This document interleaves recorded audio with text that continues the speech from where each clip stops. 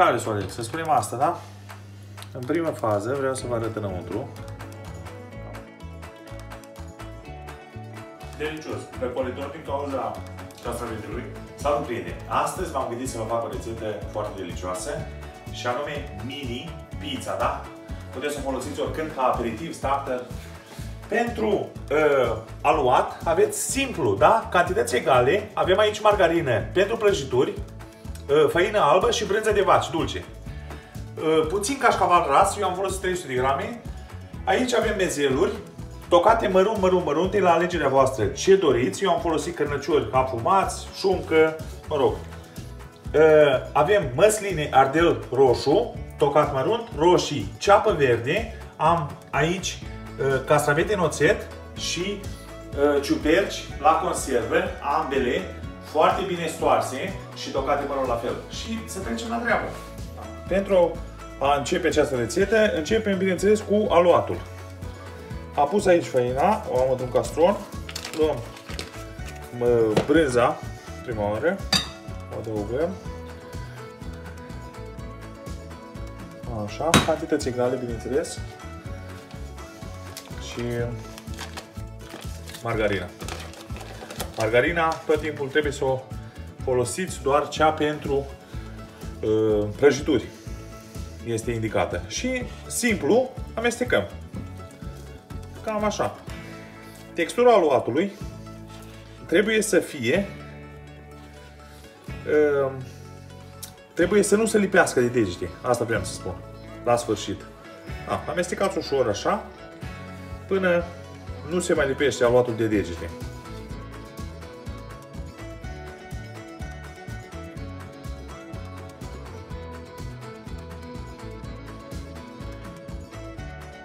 Prieteni dragi, cam asta a durat în jur de 5 minute. Cam asta e aluatul nostru. El nu se mai lipește de degete. Îl facem frumos bilă, așa.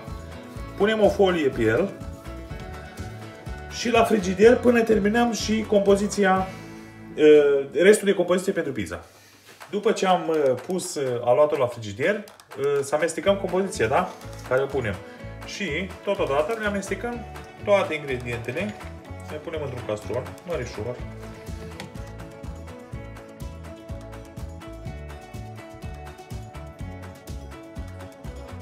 La cașcaval vom adăuga doar jumătate din el, da? Și cealaltă jumătate o vom păstra pentru a pune deasupra, când le vom băga la cuptor. Și le amestecăm ușor.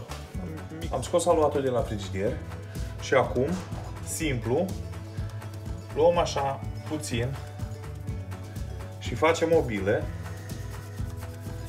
Am pregătit aici un castronel cu făină. Îl dăm puțin prin făină.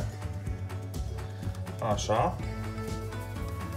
Și bila simplu o punem în formă. Eu folosesc forme de silicon. Dacă aveți altfel de forme, v-aș sfătui să le dați cu puțin ulei și făină. După care băgăm așa degetele și formăm un coșuleț cât mai uniform posibil.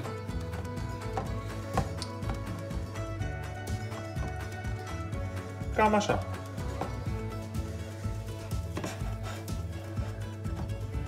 Și cam asta e toată filozofia.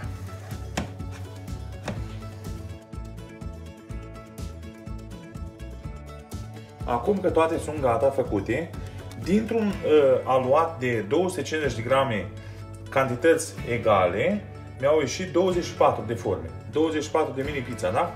Acum, am luat 2 ouă.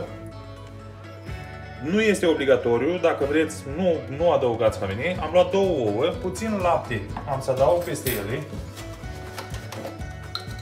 Cam atât. O linguriță de lapte. Cam așa. Le batem bine.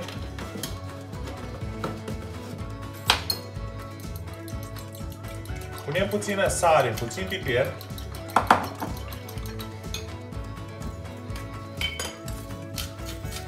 Între timp eu am dat drumul la cuptor la încins la 200 de grade și ne apucăm să le umplem. Poftim. Astea sunt băuțile noastre. Cam așa. Și ușor, cu grijă, folosim o lingură și adăugăm compoziție înăuntru. Nu tare pline.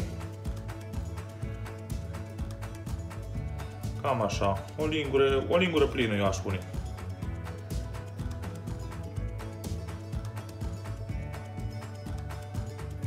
Cam așa.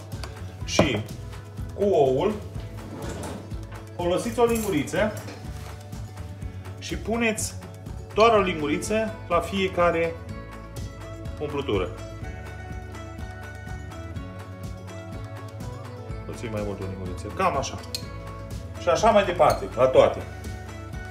Bineînțeles, puneți 2-3 fire de, uitați-mi, de cașcaval ras pe deasupra.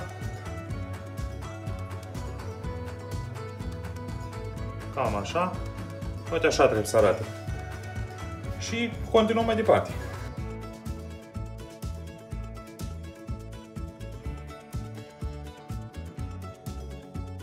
Le-am pregătit și acum le vom băga la cuptor la 200 de grade pentru 20 de minute, 20-25 de minute. Verificăm.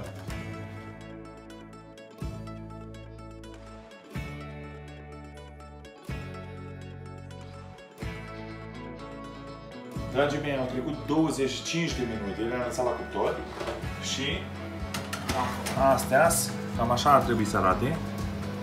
Eu acum le scot și le lăs la răcorit. Le-am lăsat 2-3 minute la răcorit puțin și acum să vă arăt cum sunt înăuntru.